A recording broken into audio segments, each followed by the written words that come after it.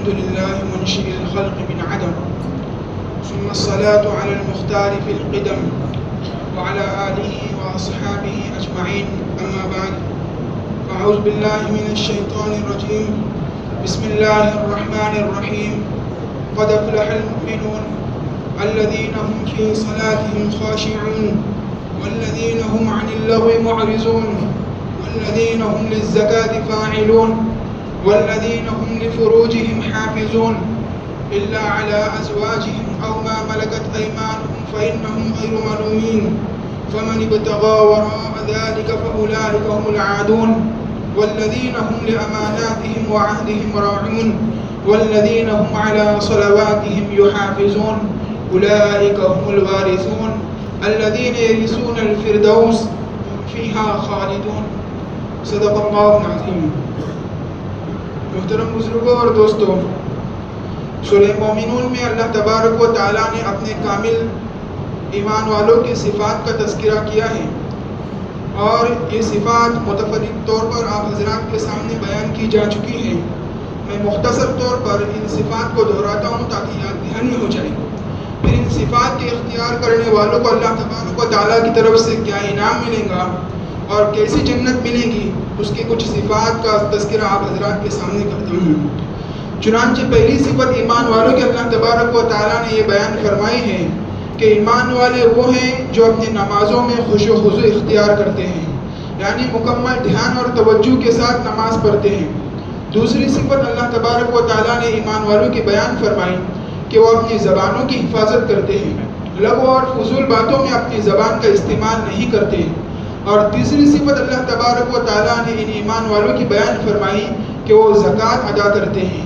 اللہ تبارک و تعالیٰ کی طرف سے عائد کردہ فریضہ سمجھ کر زکوٰۃ میں کسی قسم کی کوتاہی نہیں کرتے، اپنے مکمل مال کی زکوٰۃ ادا کرتے ہیں اور کوشش کرتے ہیں کہ ہمارا مال مستحقین تک پہنچے. چوتھی صفت اللہ تبارک و تعالیٰ نے یہ بیان فرمائی کہ وہ لوگ اپنی شرمگاہوں کی حفاظت کرتے ہیں، یعنی زنا سے محفوظ رہتے ہیں. اور پانچویں صفت اللہ تبارک و تعالیٰ نے ان کامل ایمان والوں کی آیات میں یہ بیان فرمائی ہے کہ یہ لوگ امانت دار ہوتے ہیں، امانتوں میں خیانت نہیں کرتے. چھٹی صفت اللہ تبارک و تعالیٰ نے بیان فرمائی کہ یہ لوگ وعدہ خلافی نہیں کرتے، جو وعدہ کرتے ہیں اس کو نبھاتے ہیں. اور ساتویں صفت اللہ تبارک و تعالیٰ نے ان کامل ایمان والوں کی جو بیان فرمائی ہے کہ یہ لوگ نمازوں کی پابندی کرتے ہیں، ان کی کوئی نماز قضا نہیں ہوتی ہے. اب جس شخص کے اندر یہ ساتوں صفات موجود ہوں گی تو اللہ تبارک و تعالیٰ فرماتے ہیں اولئک هم الوارثون، یہی لوگ وارث ہیں. الذین یرثون الفردوس هم فیہا خالدون، یہ لوگ جنت الفردوس کے وارث ہیں جس میں وہ ہمیشہ ہمیش رہیں گے. جنت الفردوس سے جنتوں میں سب سے اعلیٰ مقام ہے، سب سے اعلیٰ جنت ہے. حدیث مبارک میں آتا ہے کہ آپ صلی اللہ علیہ وسلم نے فرمایا کہ تم اگر دعا میں جنت مانگو تو جنت الفردوس کا سوال کرو، اس لیے کہ جنت کا سب سے اعلیٰ اور سب سے عمدہ درجہ ہے اور اسی سے جنت کی سارے نہریں پھوٹتی ہیں. تو جن مومنین کے اندر یہ ساتوں صفات موجود ہوں گی ان مومنین کو اللہ تبارک و تعالیٰ جنت الفردوس عطا کریں گے. اللہ تبارک و تعالیٰ ہم سب کو جنت الفردوس عطا کریں گے. اور ہم میں سے ہر ایک کی کوشش ہونی چاہیے کہ میرے اندر یہ ساتوں صفات موجود ہو اور میں اپنے آپ کو جنت الفردوس کا مستحق بناؤں. یہ جنت کیسی ہوں گی؟ حضرت علی رضی اللہ عنہ سے روایت ہے، فرماتے ہیں کہ جب ایمان والے جنت میں داخل ہوں گے تو جنت میں داخل ہونے سے پہلے ایک درخت کے سامنے آئیں گے، اس کی جڑوں سے 2 چشمے پھوٹ رہے ہوں گے. ایک چشمے سے ایمان والے پانی پئیں گے تو ان کے اندر کی ساری گندگیاں ختم ہو جائیں گی، ان کا پیشاب پاخانہ ختم ہو جائے گا، ان کے سارے فضلات ختم ہو جائیں گے. اور دوسرے چشمے میں غسل کریں گے تو ان کے حسن و جمال میں اضافہ ہو جائے گا، ان کے بال کبھی پراگندہ نہیں ہوں گے، ان کی جلد کبھی خراب نہیں ہوگی. بالکل صاف ستھرے ہو کر یہ لوگ جنت میں داخل ہو جائیں گے. اور جب یہ لوگ جنت میں داخل ہوں گے تو یہ لوگ اپنے گھروں میں چلے جائیں گے اور اپنے گھروں کو خوب پہچانتے ہوں گے کہ مجھے کہاں پر جانا ہے. غلام انہیں دیکھ کر خوش ہو جائیں گے اور ان کے واسطے اہلا و سہلا مرحبا کا نعرہ لگائیں گے، ان کا استقبال کریں گے. اور یہ لوگ اپنے گھروں میں جائیں گے، ان میں سے ہر ایک کو خوبصورت اور حسین بیویاں نصیب ہوں گی. وہ لوگ جا کر تخت پر بیٹھیں گے اور اپنی جنت کا مشاہدہ کریں گے. یہ لوگ دیکھیں گے کہ اس کی بنیاد موتیوں سے بنی ہوئی ہے، لال پیلے سرخ اور طرح طرح کے موتیوں سے یہ جنت کی بنیاد، اس کا جو محل ہے وہ بنا ہوا ہے، اور جنت کے جو کنکرے ہوں گے وہ موتیوں کے ہوں گے، اور اس کی جو گھاس ہوں گی وہ زعفران کی ہوگی۔ یہ جنتی عرش کی طرف دیکھیں گے، چھت کی طرف دیکھیں گے تو اس کا چھت انتہائی چمکدار ہوگا۔ اگر اس اللہ تبارک و تعالی جنت کی آنکھیں عطا نہ کرتے تو اس کی آنکھیں خراب ہو جاتی۔ اس طرح سے بہترین وہ جنت کا چھت ہوگا، اور یہ لوگ وہاں پر اپنے ٹھکانوں پر جا کر کہیں گے الحمدللہ الذی ہدانا لہذا وما کنا لنہتدی لولا ان ہدانا اللہ، کہ تمام شکر اللہ تعالیٰ کے لیے ہیں جس نے ہمیں ہمارے منزل تک پہنچایا۔ اگر اللہ تبارک و تعالیٰ کی مدد نہ ہوتی تو ہم ہمارے ٹھکانے اور یہاں تک اور ہماری منزل تک نہ پہنچتے۔ تو اہل جنت کو یہ انعامات عطا کیے جائیں گے، اور جب اہل جنت جنت میں داخل ہوں گے تو ان کی شکل و صورت کیسی ہوگی، اس کے متعلق آپ صلی اللہ علیہ وسلم فرماتے ہیں کہ جنتیوں کا جو قد ہوگا وہ حضرت آدم علیہ السلام کی طرح ہوگا۔ یہ لوگ جب جنت میں داخل ہوں گے تو جردن مردن بیزن جعادن مکحلین وہم ابناء ثلاثین و ثلاثین، اور یہ جو جنت میں داخل ہوں گے تو آپ صلی اللہ علیہ وسلم فرماتے ہیں کہ یہ لوگ ایسے ہوں گے کہ جردن مردن، بغیر داڑھی والے ہوں گے، جسم پر بال نہیں ہوں گے، صرف سر کے بال ہوں گے، بھوے ہوں گے، آنکھوں کے پلکے ہوں گے، اور ایک روایت میں ہے کہ ہلکی مونچھیں ہوں گی، اس کے علاوہ جسم پر کوئی بال نہیں ہوں گے۔ یہ لوگ گورے چٹے بن کر جنت میں داخل ہو جائیں گے، اور ان کا جو عمریں ہوں گی، آپ صلی اللہ علیہ وسلم نے فرمایا کہ ہر ایک کی عمر 33 سال کی ہوگی، بالکل جوانی اور شباب کی عمر ہوگی، اور ان حضرات کا قد جو ہوگا وہ حضرت آدم علیہ نبینا علیہ السلام کا قد ہوگا، یعنی 60 ہاتھ کا قد ہوگا۔ حضرت آدم جب جنت سے اتارے گئے تھے تو ان کا قد 60 ہاتھ تھا۔ جنت میں ہر امتی کا، ہر بندے کا قد وہی ہوگا، یعنی 60 ہاتھ کا ایک ہر آدمی اور ہر انسان۔ حضرت ابن قیم رحمہ اللہ فرماتے ہیں کہ ہر جنتی کے اندر بیک وقت 6 انبیاء علیہ السلام کی صفات جمع ہوں گی۔ ان کا قد حضرت آدم کا ہوگا، ان کی عمر حضرت عیسیٰ کی ہوں گی 33 سالہ عمر، ان کا حسن حضرت یوسف کا ہوگا، اور ان کی آواز حضرت داؤد کی طرح ہوگی، اور ان کا دل حضرت ایوب علیہ السلام کی طرح صبر والا ہوگا، اور ان کے اخلاق رسول اللہ صلی اللہ علیہ وسلم کی طرح ہوں گے۔ ہر جنتی کے اندر بیک وقت ان 6 انبیاء علیہ السلام کی صفات موجود ہوں گی، اور جب جنتی جنت میں داخل ہو جائے گا تو وہاں پر ہر طرح کے عیش و آرام ہوں گے۔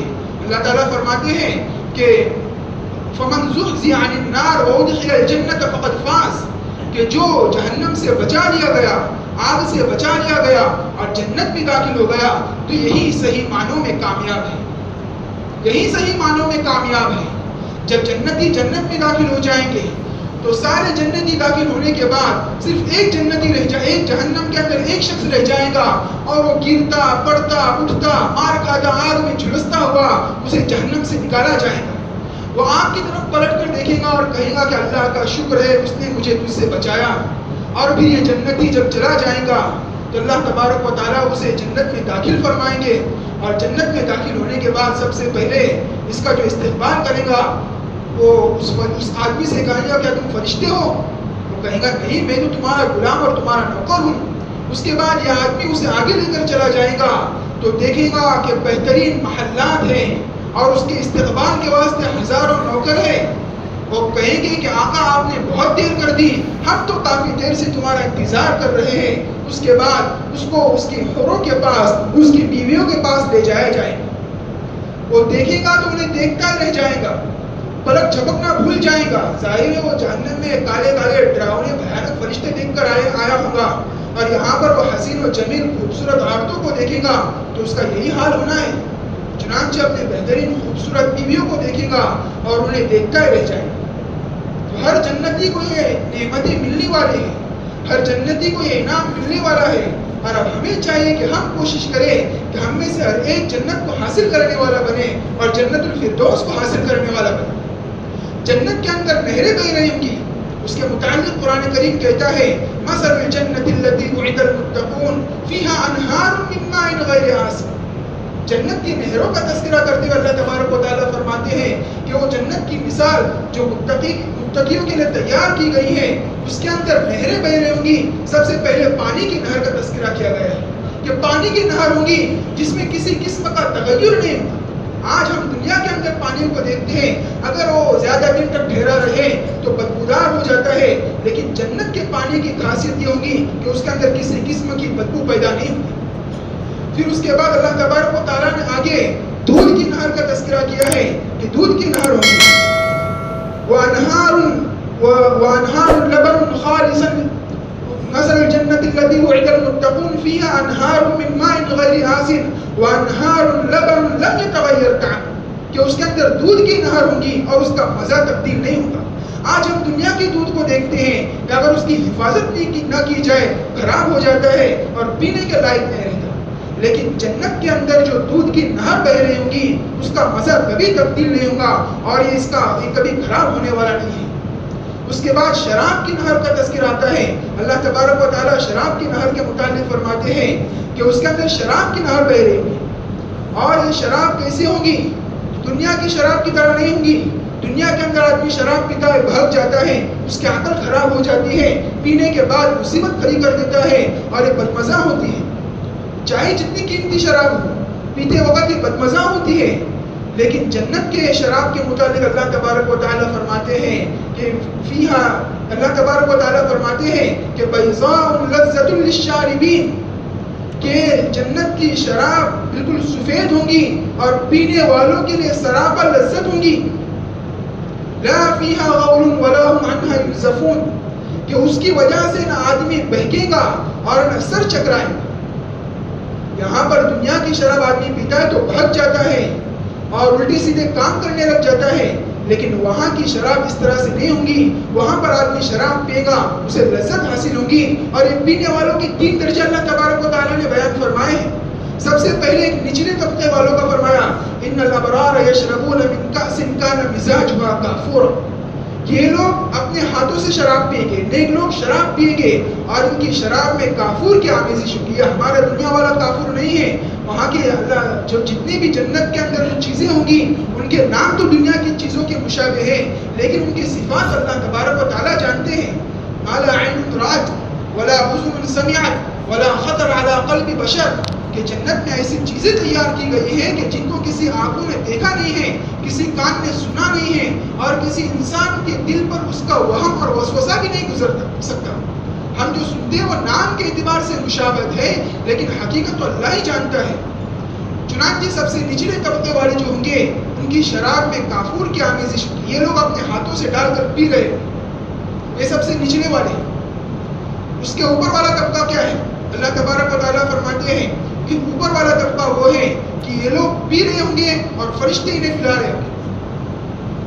قواریر من فضة، قواریر من فضة یطاف علیہم بکأس من معین، کہ ان لوگوں کے پاس فرشتے اور ان کے غلام اور ان کی حوریں شراب کے پیالے لے کر گھوم رہے ہوں گے اور انہیں پلا رہے ہوں گے۔ یہ دوسرا طبقہ ہوگا، اور تیسرا جو طبقہ ہوگا اس کے متعلق اللہ تبارک و تعالیٰ خود ساتھ ایک محفل بن کر آئیں گے اور انہیں شراب پلائیں گے۔ وَسَقَاهُمْ رَبُّهُمْ شَرَابًا طَهُورًا، ان کا رب انہیں وہاں پر پاکیزہ شراب پلائے گا۔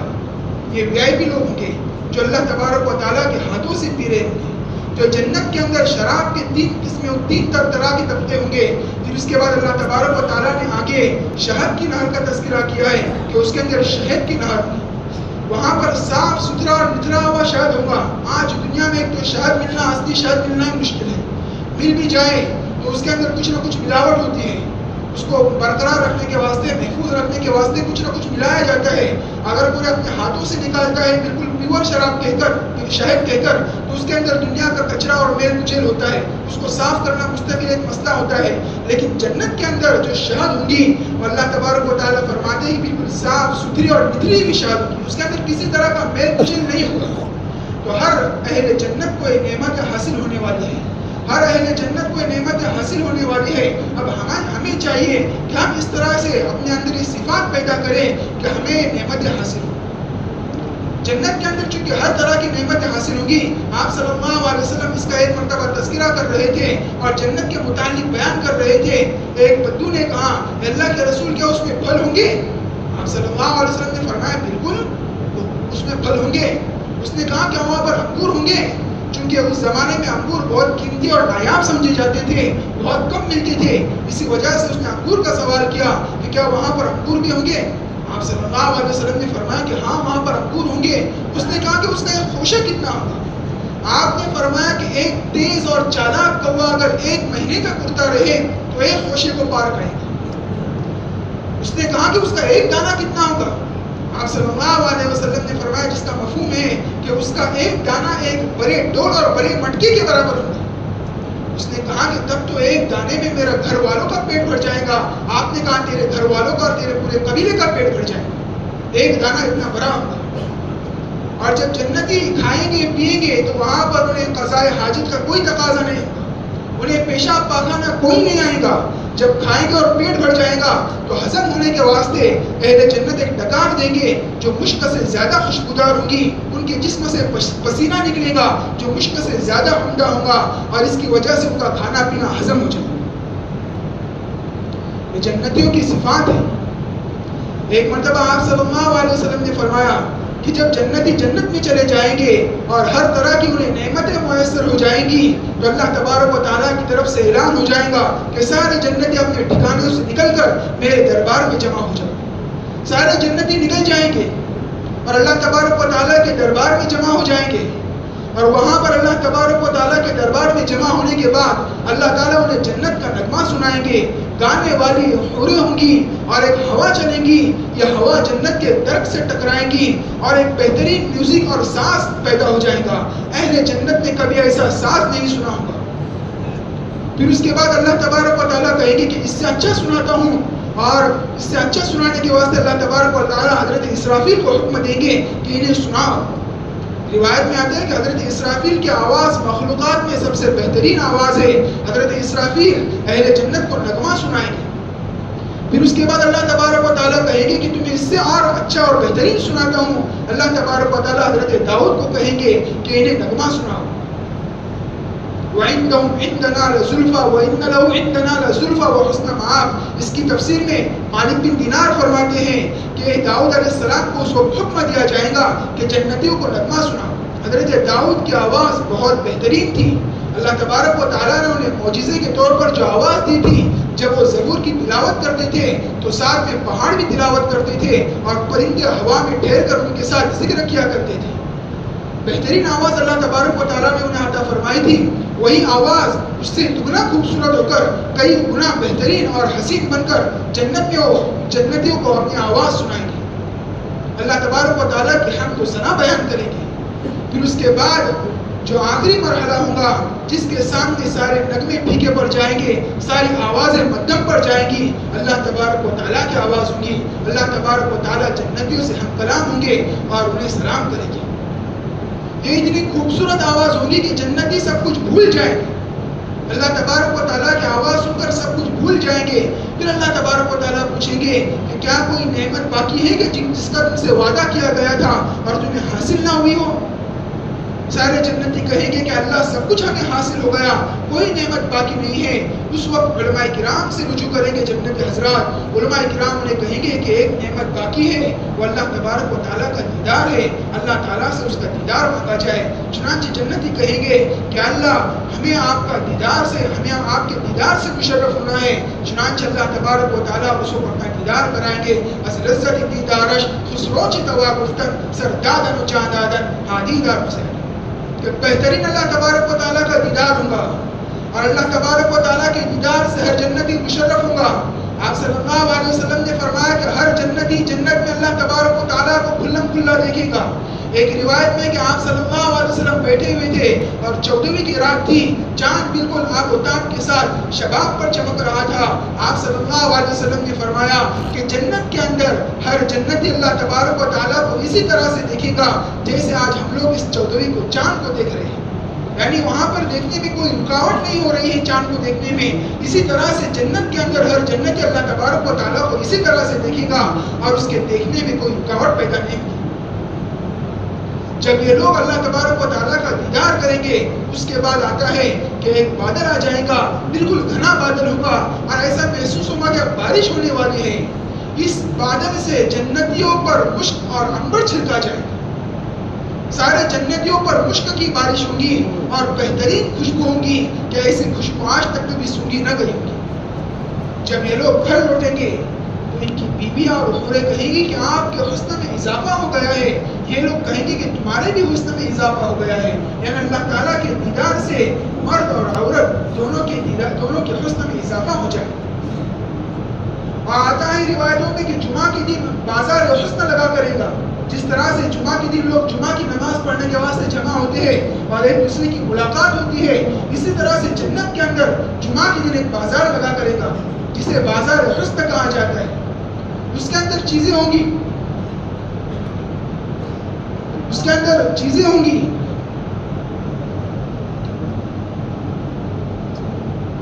اس کے اندر بہترین چیزیں ہوں گی اور وہاں پر کوئی چیز خرید و فروخت کی نہیں ہوں گی بلکہ وہاں پر تصویریں ہوں گی، صورتیں ہوں گی. وہاں پر صورتیں کیسے ہوں گی کہ جو انسان جو صورت اختیار کرنا چاہے وہ صورت اختیار کرے گا اور وہاں پر اس کی وہ شکل ہو جائے گی. اللہ تعالیٰ ہم سب کو یہ نعمتیں نصیب فرمائے اور ہمارے اندر کوشش اور طلب پیدا کرے کہ ہم ان نعمتوں کو حاصل کرنے والے ہو جائیں. وآخر دعوانا الحمدللہ. Subscribe now and press the bell icon. Never miss an update.